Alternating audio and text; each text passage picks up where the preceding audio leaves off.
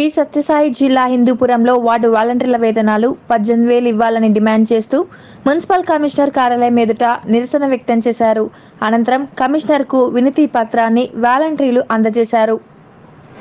మాకు ఒక ఉద్యోగ భద్రత కావాలని మాత్రమే వినతి పత్రం అందించడానికి వచ్చినాము. మేము ఇక్కడికి మాకు ఎలాంటి ఇది లేకుండా మా ఉద్యోగానికి ఒక భద్రత అంటూ కల్పించాలి.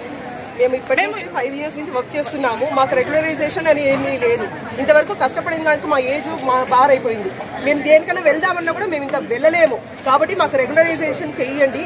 ప్లస్ మేము మా జాబ్ చార్ట్ ఏదో ఫస్ట్ చెప్పండి. అది లేకుండా 5 years నుంచి చేస్తున్నాం కాబట్టి మాకు జాబ్ చార్ట్ లేకుండా వాళ్ళు ఏదో ఒకటి చేపిస్తున్నారు.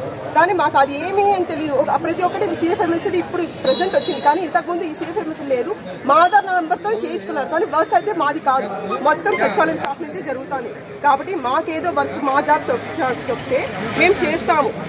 మనం పెంచాలి, ఉద్యోగ భద్రత కల్పించాలి.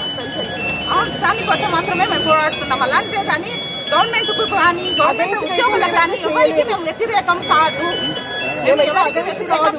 ఎప్పుడైనా జగనన్న పాలకులమే మేము, కాబట్టి మాకు కొంచెం సపోర్ట్ చేయాలని అడుగుతున్నాం. అంతేగాని మేము ఎవరికి వ్యతిరేకం కాదు.